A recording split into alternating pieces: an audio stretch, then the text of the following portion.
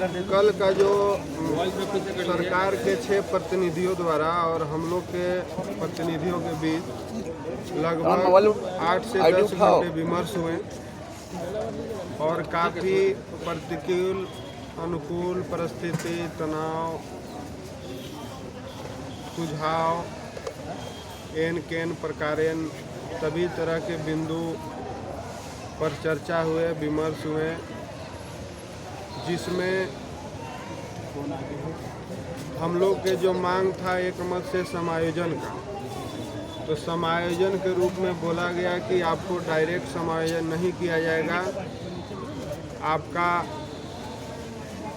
आरक्षण देकर समायोजन किया जाएगा।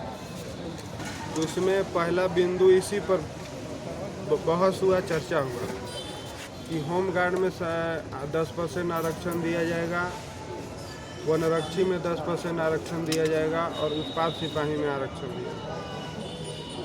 तो उसमें जो भी समझ था हमारा प्रतिनिधित्व में, हम लोगों ने जितना बुद्धि विवेक शिक्षा दीक्षा झूठ सच इसको जिस दृष्टिकोण से देखी जाए, हम लोगों ने उस पर बोले कि श्रीमान आरक्षण तो ठीक है लेकिन जिला बल में भी विचार किया जाए, क्योंकि समझने में और भाई लोग के जब चर्चा में आया कि उत्पाद सिपाही झारखंड निर्माण के बाद पहली बार आया है,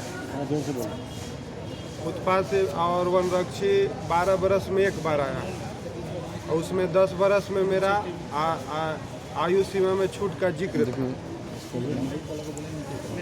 तो इस सहमति पर आगे बढ़े हम लोग। फिर उस समय हाँ ना में एक अधिकारियों द्वारा आश्वस्त किया गया कि आपका 1-2 महीना के अंदर इसका विज्ञापन आएंगे और आपका निदान होगा। अरे विज्ञापन आएगा, आपको इसका लाभ मिलेगा। तो इसमें उन लोग बात मान लिया जाए, बाबू ये होगा, हम लोग आपके साथ हैं कि आपको लाभ मिलेगा, समझ करो, धैर्य का परिचय दो, विवेक का परिचय दो।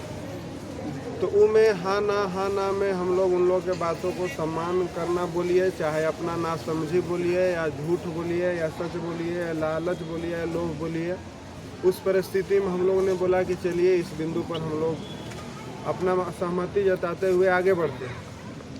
तो मानदेय पर बात फिर आया आगे, तो मानदेय पर बोले कि 25% का वृद्धि किया जाएगा। हम लोग बोले कि श्रीमान आज के युग में अगर 10,000 का 25% होता है तो 12,500 होता है। उसमें अगर हम लोग देखते हैं तो पुलिसिंग विभाग में 12,500 में अपना मैनेज करना चलना उतना संभव नहीं है। ड्यूटी करते हुए उसी में भोजन पानी वर्दी भत्ता घर परिवार, तो यही में आनंद फानन में फिर मीटिंग को वहीं होल्ड किया गया आधा घंटा 20 मिनट के लिए। उसके बाद फिर बैठक, तो मथुरा दादा बोले कि 5% अपने तरफ से हम और बढ़ा देते हैं, 30% कर देते हैं।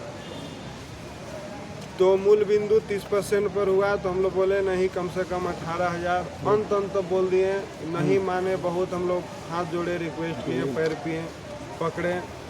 गार्जियन हम लोग अधिकारी लोग भी बोले कि सर थोड़ा समझा जाए, परिस्थिति आज के युग में नहीं है संभव। भाई एक चीज़ बताइए, कल जो बैठक हुई थी वो हम लोग जाने किन किन चीज़ विषय पर चर्चा हुआ, आज आप लोगों ने जो बुलाया है आज क्या कहना है, क्या मकसद है कहने का, ये बताइए। बस 2 मिनट में हम वहाँ पहुँच जाते, थोड़ा सा केवल बोलिए।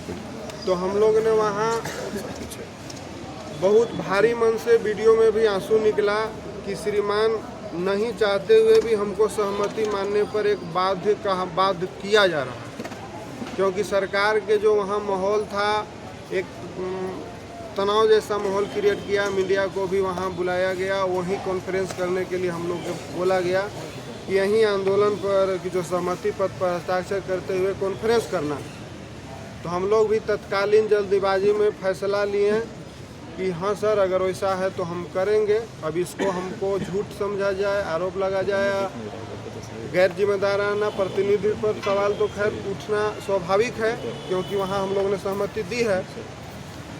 तो इसका कुल सारांश हुआ जब हम वहाँ से सहमति लेकर कॉन्फ्रेंस करके आए, भारी मन से आए, हम लोग के दिल से नहीं था, लेकिन हम मजबूरी में वहाँ बोले कि हम सहमति देते हैं। कट करके फिर मोराबादी में सभी एक लोकतांत्रिक देश में अपना डेमोक्रेटिक का परिचय देते हैं। सभी भाइयों से हम लोगों ने बोला कि ऐसा ऐसा बात है, इसमें हमारी आप सहयोग करें। बड़े बड़े लोग से भी गलती सही होते हैं, हमसे भी हुआ होगा, तो उसमें बताया जाए कि हम अब क्या हैं और कहाँ हैं, क्यों हैं, कैसे हैं। तो बोला गया कि आपका जो भी पहल रहा सराहनीय रहा, लेकिन सरकार जिस तरह से 2020 में भी हमको बोलकर काम नहीं किया और 2021 में भी बोलकर काम नहीं किया, वहाँ भी मौखिक लिखित आश्वासन मिला और 2021 में भी मौखिक लिखित आश्वासन मिला, जिसमें काम नहीं होने से हम लोग के गहरा अविश्वास के भावना है और नहीं हो पा रहा है। तो इस तमाम रात में सभी भाइयों के सहमति से ऐसा निर्णय हुआ कि जो सहमति बना है उस पर हमारा जो 2 बार से धोखा मिला है उस संबंध में विश्वास करना मुश्किल है। इसलिए उस सहमति पर पुनर्विचार की मांग करता हूं और जो मानदेय है उस पर विशेष तौर पर पुनर्विचार की मांग करता हूं। तदुपरांत उसको हमें लाभान्वित इम्प्लीमेंट कैसे हो, हम एक जो अगला कैबिनेट हो उसमें मेरा पुनर्विचार के बाद अगला कैबिनेट में हमको पारित करके दिया जाए। उसके बाद हम आंदोलन को यहाँ से समाप्त करते हुए प्रस्थान करेंगे। तब तक हम शांतिपूर्ण भरी तरीका से कैबिनेट तक प्रतीक्षा करेंगे। यही सर्वसहमति से हम लोग निर्णय लिए हैं। जो सहमति बनी थी उसका पुनर्विचार, विशेष तौर पर मानदेय का पुनर्विचार की मांग करता हूँ। ये हुआ, इसमें जो भी झूठ सरकारी सहमति के दृष्टिकोण से जगह है तो हम पर थोड़ा झूठ का भी आरोप लगना स्वाभाविक है, लेकिन मजबूरी है, डेमोक्रेटिक भावनाओं को समझना है। इसलिए एक बार पुनर्विचार करके इसका पुनः एक कदम और आगे बढ़ने का प्रयास किया जाए। मतलब आप कह रहे हैं आंदोलन जारी रहेंगे शांतिपूर्वक जब तक कि जो सहमति बनी है उस पर पुनर्विचार करते हुए, और खास करके वेतन वाला जो विषय है उस पर विशेष तौर पर पुनर्विचार की मांग करता हूं सरकार से। तब तक उसके बाद कैबिनेट में पारित हो, हम लोग बम पड़ाका फोड़ेंगे, मिठाई खिलाएंगे और मोराबादी से मतलब जो सहमति बनी है पास होती है तो क्या आप लोग मान जाएंगे? हम सरकार से रिक्वेस्ट पूर्वक आग्रह करते हैं, माननीय जो 6 माननीय विधायक बंधु थे, कि इस गांव गरीब नक्सल प्रभावित क्षेत्र से जो भी सहमति बनी है उसका मान सम्मान आपका है, लेकिन उनसे हम पुनर्विचार की मांग करते हैं। आरक्षण के रास्ते आप लोग को समायोजन की बात की जा रही है, उस पर आप लोग फैसला जो है सरकार के प्रतिनिधि को मान लिए, समायोजन आप लोग का अहम मुद्दा था। उस सहमति पर मान लिए हैं, लेकिन एक बार हम लोग पुनर्विचार चाहते हैं। पुनर्विचार मतलब कितना सैलरी पे आप लोग मांग रहे हैं?